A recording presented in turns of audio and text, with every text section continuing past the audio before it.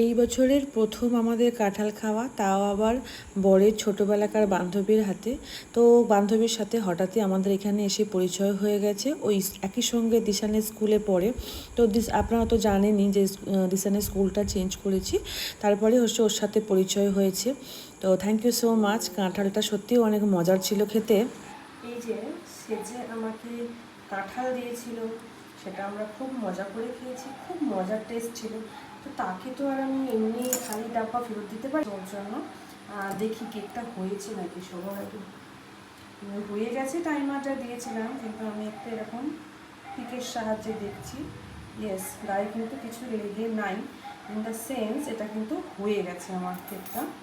চলুন আমি এবার স্কুলে যাব, স্কুলে নিয়ে গিয়ে ওকে আমি দিয়ে দেবো, আর ওর ফিডব্যাকটাও নিয়ে নেবো খাওয়ার পর। সেটা হয়তো ভিডিও করতে আমি পারবো না, সবাইকে সোশ্যাল মিডিয়া এরকমভাবে না হতেও পারে, এমনি জিজ্ঞাসা করে নেবো।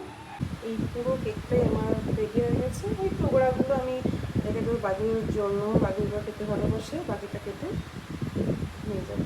ভালোই লাগছে, এটা এত ফুলেছে না, কাছে এত ফেটেও গেছে। চলো টাটা। মানে ফ্লপিও কিন্তু হয়েছে, আমি মিক্সড করে বানিয়েছি, কখনো আটারও বানাই, তবে আটাটা খেতে না বেশি সুন্দর লাগে ময়দার থেকে।